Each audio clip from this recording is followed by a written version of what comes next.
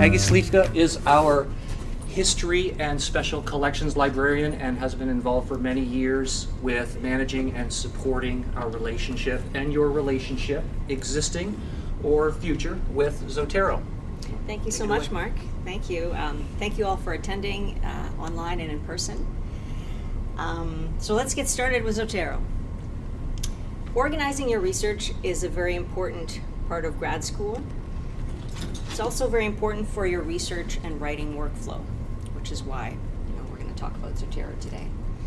When you're doing things like collecting files, citations, annotating your files, or inserting citations into your documents, these are all tasks that Zotero can help you with. Everything I'm going to tell you about today is contained in this library Zotero guide at lib.unb.ca/guide/Zotero.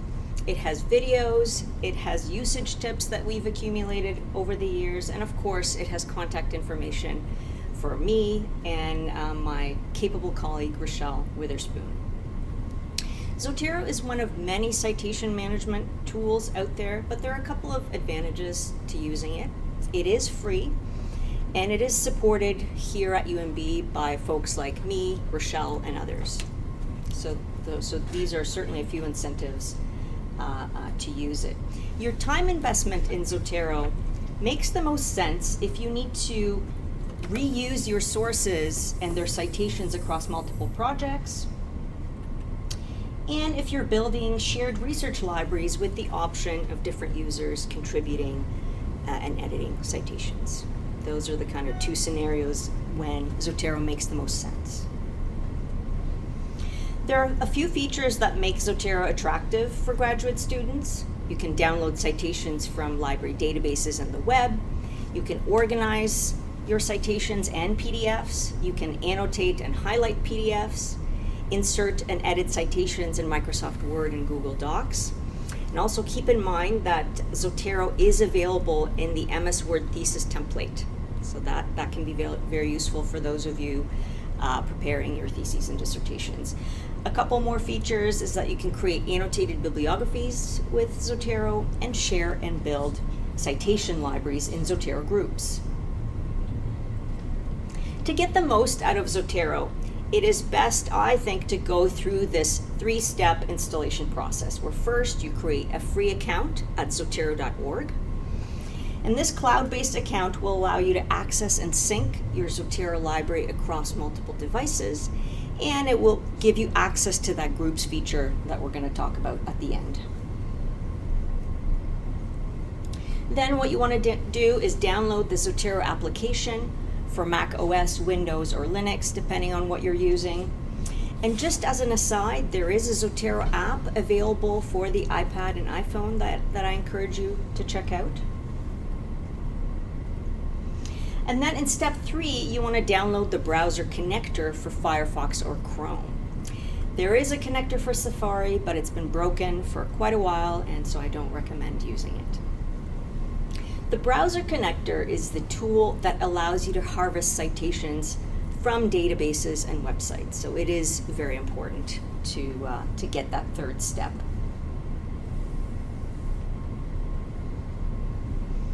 And now you're ready to download citations.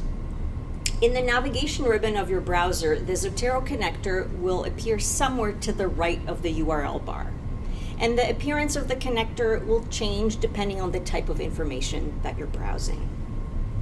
Sometimes the Zotero connector gets buried in this puzzle piece icon where all of your extensions live. So all you have to do is just pin the connector to your navigation ribbon just for easy access. When you're searching in UNB Libraries databases or in Google Scholar, and you get a set of results, the Zotero browser connector icon will change its shape. It'll look like this yellow manila folder, and you can click on it to download citations. And I just blew it up in the top right corner just to show you what that looks like. After you click on the connector, that little manila folder, a Zotero dialog box like this will pop up, and you can select citations for downloading. And if any of the citations have PDFs available, Zotero will grab those too, which is a very, very efficient feature. And you will go through a similar process when you're just downloading individual records or single citations. After Zotero imports your citations and files, it's a good idea to organize them into folders and subfolders, which are called collections in Zotero. Your citation library is fully searchable, and you can even create tags for a more customized search experience if you have a large library. I mean, this doesn't really make sense with a smaller library, but with a larger library, by all means, you can create tags and use them. You should probably know that citations by themselves do not count towards your storage limit, but any files that you attach to them do. So when testing out Zotero, you will discover kind of what your storage needs are. You have to kind of use it to see what happens. And if you reach more than the 300 megabytes of files in your library, you will want to consider subscribing to a storage package. There are a few workarounds for this, for purchasing storage, and for those, just check out the Zotero guide I mentioned earlier on the library's website. A relatively new and exciting feature of Zotero is its PDF editor. It allows you to highlight content and put it in your annotation pane, and from there you can add it to your document notes or copy and paste it into your writing documents. There's also this add note feature that allows you to create notes. A very useful and interesting aspect of this feature is that the Zotero add-on in Microsoft Word allows you to cite your own notes the way you would cite any other sources from your library.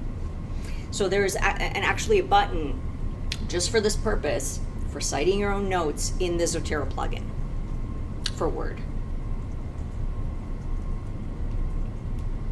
So let's talk about citing sources from your library.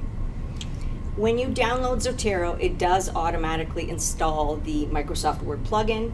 If it doesn't do it automatically, you can do it manually. It's very easy. The instructions for this are right in the guide. The plugin allows you to create in-text citations, footnotes, bibliographies. It allows you to cite from your own notes. And it does save you time, and you don't have to worry about different formatting of citation styles. So for instance, in Chicago footnotes, when you use a source once, the subsequent citations have to say IBID. Zotero will do all that for you automatically. In APA, when you've got in-text citations with multiple authors, they need to be alphabetized. You don't need to worry about it. Zotero will automatically do that for you. So one important thing to know is that the citation data that Zotero captures is not perfect. And often you will find little errors in punctuation and capitalization in your citations. And when you encounter these errors in your Word document, you have to toggle back to the affected records in your Zotero library, which is step 1 in this slide. And then step 2, you have to make the fix right in the library. So in my case, Zotero duplicated the authors, which would have to be deleted to be corrected. And then in step 3, you go back to the Word document and hit refresh, which will update the citation in the document. And remember to never edit the citations directly in Word. This will break the connection between Word and your library.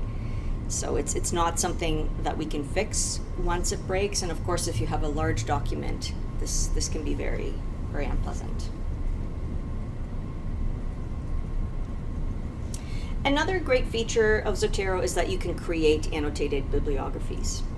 In social sciences and humanities, students often create annotated bibliographies to work through and analyze their sources. So it's a useful feature. And you can create them right inside Zotero. So what you do is you go into the info tab of the record you want to annotate. The info tab is just where you go to edit the record. You find the field called extra, which is just towards the bottom of the metadata, and you paste your annotation there.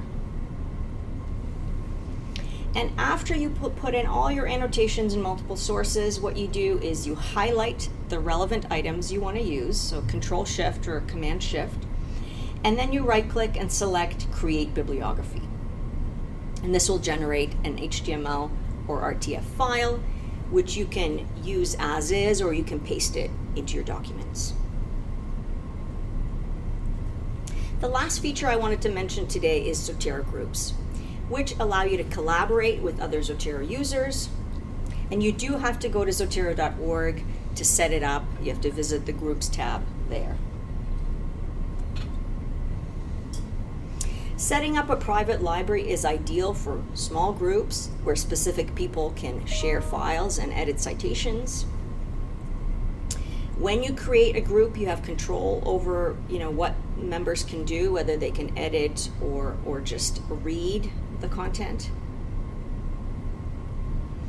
And once a group is created, the users accepted their invitations, the group folder appears in each Zotero user's library on the left-hand side, and I've just highlighted that in yellow for you. So if you have a group, if someone's invited you to a group and you've accepted, that's where the group is going to appear.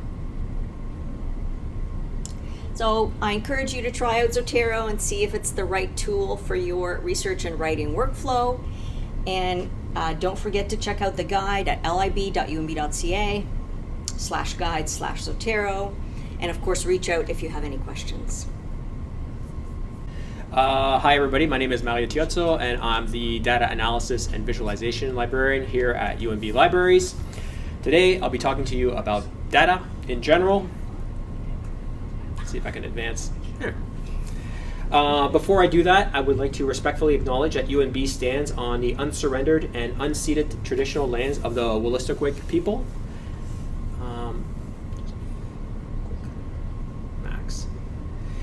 In keeping with my talk, I would like to state that while I'll be discussing a specific way of finding, assessing, and visualizing data, there are many legitimate ways of doing so based on different knowledge traditions. Just like the data viz, this data viz illustrates an important interpretation of national and subnational regions based on indigenous mapping of this place and the nations that pre-exist the Canadian country.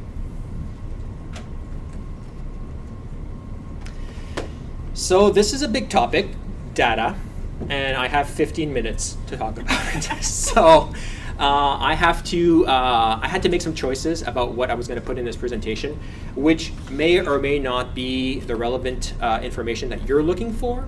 So don't worry about it. If I haven't talked about the topics that you're interested in, feel free to circle back, ask me a question, or we can set up a one-on-one conversation about how to kind of take it to the next level. So let's start with the beginning. What is data? As the character Sherlock Holmes mentioned over 130 years ago, data are essentially the building blocks to any intellectual pursuit. So let's take a quick look at this model popularized by Russell Ackoff, who's a professor at the University of Pennsylvania, which I think will serve well for our purposes. So you can see that at the bottom of this kind of pyramid, data are at the bottom, and they're kind of the building blocks. So they are unstructured and have no real clear context. If you process them and you apply and synthesize and assess them, you gain higher and higher levels of you're able to answer more sophisticated questions. So at the bottom, when you're dealing with information, which is basically just processed data, you can answer the questions who, what, when, and where, which are important. But as you go into more levels, you can answer more sophisticated questions like how? How does this work? How did this happen? And the ultimate question, why? Why is this happening, right? So you're gaining more and more understanding. And at the bottom of this is data. At the bottom of this intellectual progression is data. In an academic context, data takes on a slightly different nuance. Data are both the raw material and the product of research. So put another way, data are both the inputs and the outputs of research. So you can see that in a university context, data is extremely important.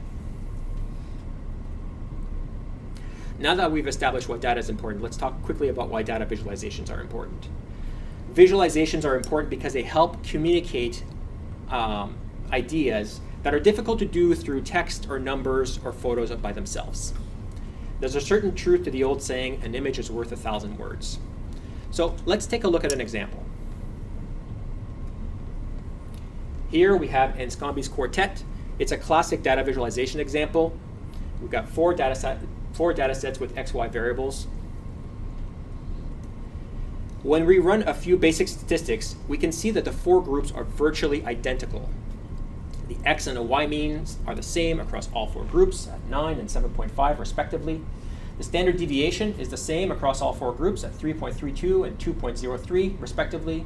They have the same correlation of 0.82, a relatively high positive correlation, and they have the same factor determination of 0.67. If you don't know what these mean, it's not a big deal. Just the upshot is, if you look at these numbers, you wouldn't be able to tell one data set apart from the other. Data set 1 looks exactly like data set 4. When you plot them on a graph, however, we can see within a few seconds that they differ significantly from one another. And that's one of the superpowers of data visualization. It helps you communicate information through a highly visual format. So you may be asking, that's great, but what does this have to do with me? Well, you're probably working on a project, and that project probably has some data in it, whether you know it or not. You'll eventually need to communicate your project's findings to your audience, whether that be a report or a paper, poster presentation, conference presentation, or your thesis defense. So data is not homogeneous, however. You're not all dealing with the same data. I took a look at the list of attendees, and it runs the gamut, right? We've got people in education, engineering, computer science, management, the hard sciences and forestry, even arts is represented, mostly on the social science side, but maybe even on the humanities side. So you're not all dealing with the same data. You don't have the same data needs. It's important to know differences between data. There are basically two different types of data. We got qualitative and quantitative. Qualitative is basically non-numeric data. And when we think of that, we think mostly of text, which is the majority of it, but it also includes things like photos and videos. And on the other side, we have quantitative data, which is numeric values, so basically numbers. So the subcategory of qualitative is nominal data. And nominal data basically is non-ordered data. So if you think about a survey that asks you the question, what's your favorite ice cream flavor? And they give you vanilla, chocolate, and strawberry, the order of the responses don't really matter, right? It could be strawberry, chocolate, vanilla, or vice versa. The order is pretty irrelevant. Ordinal data is ordered data. So a survey question like, are you satisfied with this experience? Did this talk meet your expectations? Hopefully. So you can have something like, I was very unsatisfied, somewhat unsatisfied, neutral, somewhat satisfied, and very satisfied. You can see that though we're dealing with text, there's a progression, right? There's an order to that. On a quantitative side, we have continuous and discrete. Continuous values are basically numeric values of an interval or a continuum. So think about things like height and weight and time and temperature. Discrete values are numeric values that you can count. So the number of people in this room, for example, or the number of computers on this floor. So switching over to data visualization, we see here kind of a choose your own adventure type of chart that helps point out the right chart depending on what you're trying to do and what you're trying to represent. This is not an exhaustive list, nor is it the only one of its kind. There are many of them out there. But it's an example of how large the data visualization world is, and that not all data visualizations are appropriate for all instances. This chart skews mostly towards the quantitative end, although not exclusively. On a qualitative side, we have a more limited selection, but still a good amount of options depending on what you're trying to communicate. We can still use bar and column charts and line charts. We have access to timeline charts, workflow charts, hierarchical charts, heat maps, tree maps, word clouds, etc., etc. This is an unusual one, a unique one that I thought was, I just show off here, from the New York Times. They have a really good data viz shop where they took the speeches of candidate Donald Trump and Hillary Clinton back in 2016 and visually highlighted what's wrong with this country and what's good about this country, to kind of juxtapose the different messages and approaches that each candidate was doing. So that's kind of a novel way of doing it. But there's many ways that we can highlight qualitative data. But just because we have a wide array of data vizes available to us, it doesn't mean we could just slap together a data viz and be done with it. There are certain principles you should bear in mind when constructing a data viz, and this is one of them. This is a chart based on William Cleveland and Robert McGill's 1984 ranking visual element, and it goes through how well people decode visual cues from the most effective to the least effective. So here we can see at the top of the chart, length in a 1D size. We're very good at capturing very small differences in length in 1D size, and then it goes all the way down to color saturation. Doesn't mean that we're not good at distinguishing color saturation, we're just less good at it than something for length, for example. So let's have a little quiz. I was going to use poll everywhere, but I wasn't sure how it was going to work with this kind of shared presentation. So unfortunately, this can only be played here with the people in person, but feel free to play at home if you want. The question I'm going to ask you is, the area of the larger circle is how much bigger than a smaller circle? So how much bigger is this circle compared to this circle? So some of you have already seen this presentation, so no cheating.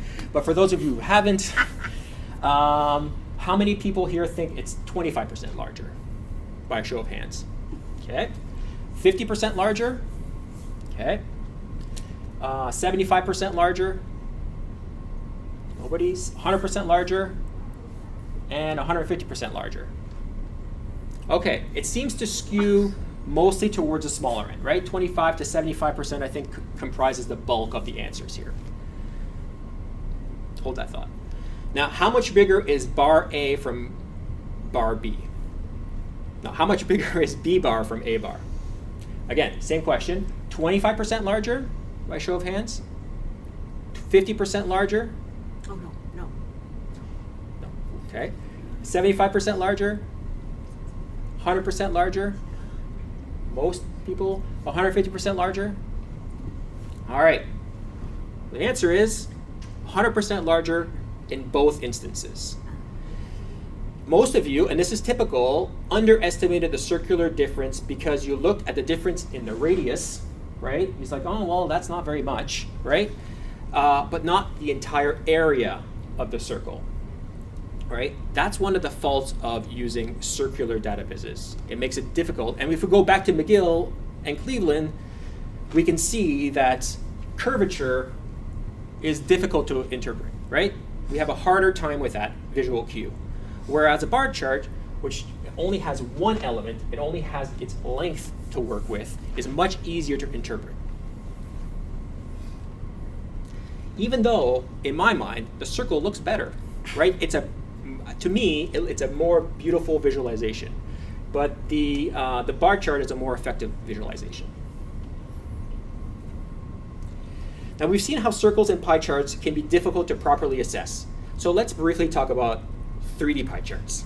Now, this is a survey poll that was taken by Global News, broadcasted by Global News, taken by Ipsos, of the 2018 Ontario elections. We have the 3 major political parties and people's voting intentions.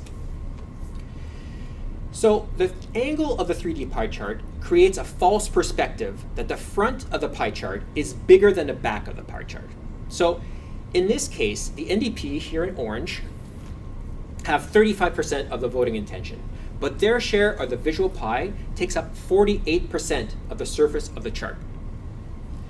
40% of the voting intentions go to the PC party, but they only take up 32% basically of the real estate of that segment. the front edge here is only shown at the front of the chart as well. So again, favoring the front-facing element. So this kind of chart really distorts the data. Again, it's a very, I think, a very beautiful chart, a very elegant chart, but as far as relaying the information to the user, I think it's a very poor chart. I put this in pretty much all my presentation because my not-so-secret goal is to rid us all of the 3D elements in general, but 3D pie charts in particular. So if we refer back to Cleveland and McGill's ranking of the visual elements, we note that the 3D pie chart have 3 elements that are near or at the bottom of the list. So we have 3D element, the curvature, and a color saturation. So this may help explain why they are a suboptimal data visualization. Another data visualization principle to bear in mind is that data and data visualizations have power. Of course they do. That's why we use them, right? That's why we want to be using them in our in academia. They inherently look authoritative, but it's incumbent on us to view them not with skepticism necessarily, but through a critical lens. So questions like, what is a data source? Does the argument put forward using the data make sense? What is being assumed? Who and what is being left out or hidden? For those who don't know, this is Alberto Cairo. He's a contemporary data visualization thought leader. So he's well placed to critically discuss data visualizations. And for those who are interested, he's got a bunch of books out. I think he's got another one coming out in October. So he is one that I would highly recommend to on the data visualization end of things. So what now? I hope that I've made a good argument on why you should be using data visualizations when communicating your research findings. But some of you may not know how to do that. There are many ways you can analyze and visualize your data. We can use spreadsheets like Microsoft Excel, you see it here, or Google Sheets. There are programming languages like Python and R. There are visualization programs like Power BI and Tableau. And there are niche programs that offer something specific that the other bigger programs don't offer.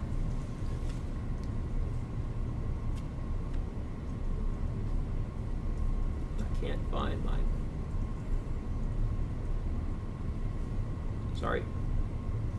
Can't find my mouse. Doesn't really matter. Anyway, this is, so I favor Excel because it's a program that is used across all disciplines and inside and outside the library or the university. And it's ubiquitous and it's used everywhere. And it's free for all UNB students through the Microsoft Office suite package. For those of you who don't know how to use it, I've created a 20-minute video that helps you walk you through this. You can find it at youtube.com/databrarian. I'm flying the nerd flag pretty high. And it's a good primer. Obviously, it's only 20 minutes, so you can only cover so much, but it's a good primer to kind of get you going. I've also created an Excel Basics online guide, which you can find at this URL. It covers basically everything in the video, but also much more, like formatting essentials, organizing your data, calculation concepts, basic formulas, and basic charts. So some of you may be happy with this level of knowledge, and some of you will inevitably want to find out more. So feel free to accost me after this talk, and we can have a conversation. If there's enough interest, we can perhaps build out a bigger talk, or maybe even a lab where we can walk through step by step. This is just a little taste, hopefully, of what's to come. I think that's going to be it for today. These are my references. Thank you very much, and I'm happy to take on any questions at this time. Okay. Marc Bragdon, you might remember me from the beginning of the booster, and I'm back to talk about knowledge mobilization. So knowledge mobilization is basically how you get your research or take your research from out of the lab or the lunchroom or the classroom or the library and into the hearts and minds in front of the faces of the people who potentially stand to gain the most from exposure to your research, be they some segment of the public, say, or maybe a future funder or employer who can say, I knew they were going places. Knowledge mobilization, it basically can be as simple as giving a presentation to maybe a lay audience, and as complex as a public installation or a data visualizations or videos that you put on social media or YouTube, podcasts, pretty much anything that gets your message out there. And my role as head of the Harriet Irving Library Research Commons, which is a physical place, but we offer our services online as well, is basically to familiarize people with the vehicles of knowledge mobilization so they can use them to best advantage and ensure that the research gets the exposure that it deserves and the exposure that maybe the public deserves to have of your research. And it's not just me that thinks that your research should have more exposure. Funders such as SSHRC here in Canada is now a big fan of knowledge mobilization. When you're applying for funding, there's things like this checklist that talk about how these sorts of activities can show reviewers that your research will have influence and will be made available to those people, taxpayers, who are actually funding that research. And NSERC is on the same path as well, a science body from Tri-Council, who talk about knowledge mobilization explicitly. If you look in the bottom right square or rectangle, and basically the idea is, if you go through their vision for 2030, is that how can we leverage our collective strengths to deal with complex problems? And by collective strengths, they mean both those of the researchers and those of the public. So how do you fuse those together? And not to be outdone is UNB and its Toward 2030 vision that's upheld by pillars like transformational learning, community engagement, research impact. And there's very much an explicit challenge for UNB that our research needs to be in the public eye. It needs to be demonstrated in a way that people are seeing. And as to the benefit of everyone, call it enlightened, what do they call that? Basically, if you take your research out on the road with relatable messages, accessible media, and that sort of thing, you stand to both potentially attract funding, and at the same time, your ideas can become stronger for it because they're actually exposed to the world in which they're intended to be manifest. So it's almost like boosting your research's immunity system in a way. So I've been talking about research, but I know that there's a lot of MBAs who attend these professional development sessions, and I think they get it anyways, and that's part of the reason that you're often representing strongly, because you know the importance of getting your message out and promoting what you're doing, and that's the way business is. So I'm going to talk about 3 areas that the Research Commons can help in particular. We've been developing technical expertise and consultative capacity over the last 3 years, particularly in 3 areas, and that is audio, video, and fabrication for things like prototyping, engagement, communication. So starting with podcasting, over the past 7 or 8 months now, I've been running probably once a month, I guess, podcasting workshops, and we have at least one former participant here in the room today, basically getting people to understand how you tell the story of your research for a lay audience of listeners. And so the really important piece of that, before any of the technology, is understanding the nature of that dynamic when you're listening to someone talk about the research or interview someone versus attending a talk or reading an article, which is entirely different. And some of the things we talk about are that it's very much an intimate medium. You're basically, your words are happening between somebody's ears. They're creating the images based on that. Your tone of voice is something that adds color to that. And as such, there is a great opportunity there for you to link your lived experience with your projects and your research. You know that oftentimes if you've submitted an article to a journal and you've committed the cardinal sin of using the first person singular, you might get rapped on the knuckles for that, whereas with the podcasting, it's very much an invitation for you to demonstrate your personal stake in your research, which can inspire a personal stake in your research on the part of the listener. So we get into that sort of thing pretty deeply. So this is basically a bit of a diagram that talks about both what happens in the workshop, but also in individual consultation. You don't have to be on site or in Fredericton to avail yourself of the expertise that we have here. But number 1 and 2, the podcast planning and deciding on format and branding, is at least as important as everything else, because it's about understanding how the medium serves a message and how you have to craft it as such. And then from there we go into things like using the hardware, like microphones and software for recording and for editing and those sorts of things.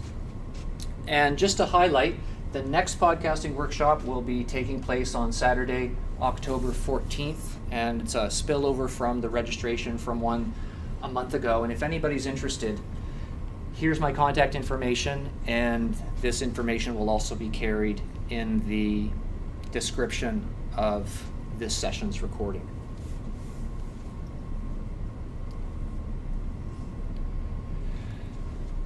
This is a still from a promo for our own podcast that we've been developing. So over the last 3 years, I've been working with students as the producer and them as the hosts and hostess of a podcast called UNB in 30, Journeys Towards 2030 in 30 minutes. And what I can tell you from that experience on the students' part, and potentially on yours, is it's a great way to develop performative communication skills as well as technical know-how, and an opportunity to work with people outside of your own domain, whether it's actually in the development of the content or in the back-end production. So it's a tremendous thing to try.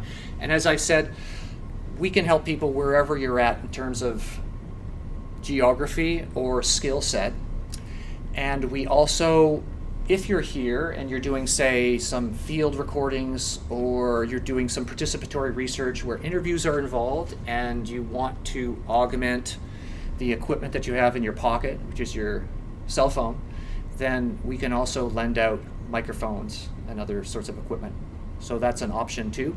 And if you're entirely remote to the Fredericton campus, we can make some recommendations on how you leverage what you actually have, because it's all about making do, leveraging what you've got, learning as you go.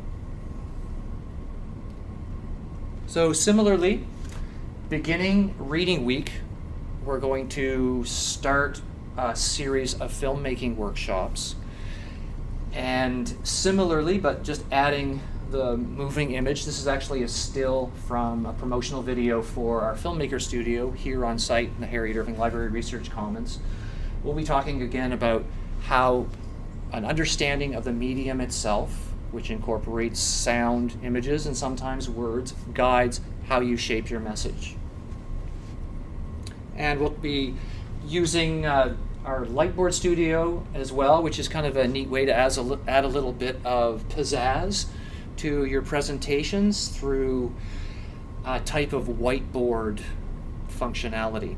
But otherwise, it will be about leveraging the technology you already have, which is your smartphone. A lot of you take videos as a matter of, your personal life and whatnot.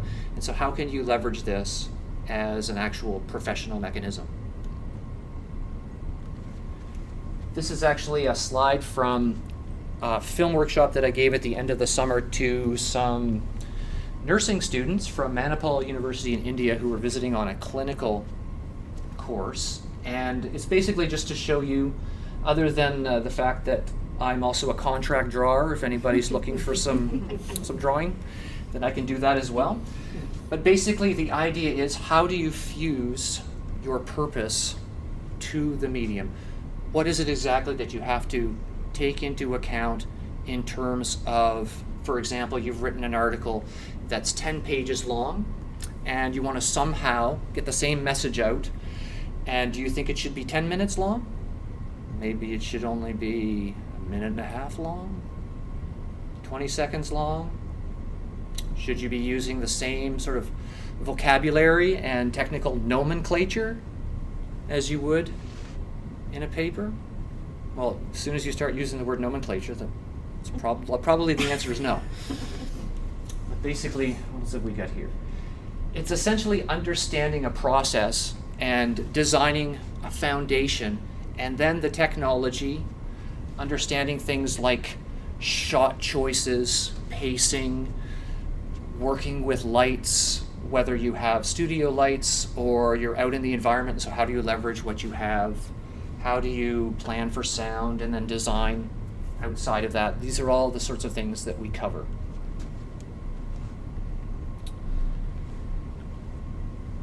Some of you may have been forwarded or otherwise been recommended to check out or just come across video challenges related to your field. We see a lot more of these coming up.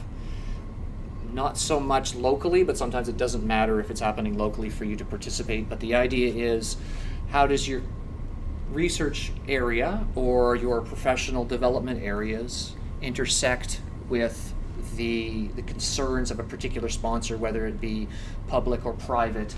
And often these are framed in terms of sustainability, social justice, climate issues, and they're like short videos, often with really great financial prizes that are either going to a cause you believe in or are split between the cause and yourself, or even just yourself.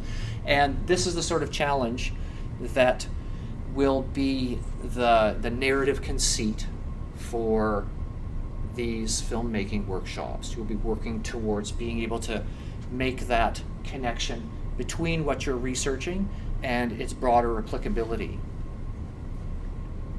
to a particular real world end or real world problem. And finally, talking about fabrication in terms of prototyping and promotion. Here we have at the Research Commons the Fabrication Lab, which includes 3D printers, expertise in 3D and 2D design, textiles, electronics, and other things that are basically there if, let's say, in your area there's actually a physical output to your research or your projects, or you're interested in some objective or subjective representation of what you're working on for engagement purposes or display purposes, or even just to test out your ideas. And these are the sorts of things that we can assist with on the ground or virtually. So for example, this is a mini plant wall that we've been working on in the Fab Lab. It basically works with soil sensors in the soil that then are able to guide irrigation. And with it's kind of like, for those who are familiar with the Fredericton campus, there's a massive plant wall in the building adjoining, or the corridor adjoining kinesiology with the Curry Center. And so it's kind of inspired by that. The one thing we have on them is that it's on wheels. I don't think you could put wheels on the Curry Center's plant wall, but the idea is that we can actually move this around with the sun, but you can also use it as an exhibition that moves around as well. I have a dream of putting a harness on it eventually when it's done. But basically, this could be something that talks about demystifying electronics, demystifying botany. Everything is inputs and outputs, whether it's organic or digital. There's lots of parallels there. It could also be something that's used when you're talking about how to develop livable spaces under a variety of circumstances, right? So in the Fab Lab, for example, we wheel this around because we only have east and a little bit of south-facing windows, so we try to take advantage of that and move it around during the day. It gets you a little bit more intimate with it, but it's a great engagement tool that could be used by education students, environmental management students, biology students, and the list goes on. We also have, let's say you're working on you're organizing a conference, a colloquium, you're lending your time and your expertise to an event or an activity and you wanted to develop promotional materials, maybe you're working on a business and you wanted some things to include in a pitch, then we have textile and buttons, stickers, and all sorts of things that you can come in and do some pressing, some magnetizing, bolting, all sorts of things. And so we have things like t-shirts as well, and the expertise to help you with the design. And again, if you're remote and thinking of this sort of project, then we're more than happy to figure out how we can help you source the materials that you need remotely. And so with that, we're open. I'll put the links in the video recording. We're open 7 days a week. And beginning in October, we will be having 3D design workshops on top of the 3D printing that you can come in and learn at any time. It's really, I find it really an empowering thing to understand that you, so for example, I bought a stand for a microphone that didn't come with the proper adapter on it, and I was able to design my own in a piece of software that all UNB students have access to called Fusion 360, but then there's some free ones as well. And within an hour and a half, I had the adapter I needed for that stand, rather than bug Jamie with another Amazon order because I didn't get the right thing. But there's an empowerment to it, but it's also an understanding that you can build whatever you want, you can promote what you're doing with means available to you as a UNB student. And so here's a rundown of some of the things that are going on or will be going on over the 23-24 academic year and onwards. And I will always be sharing that information when things are going on through the same channels that you would have heard about this session.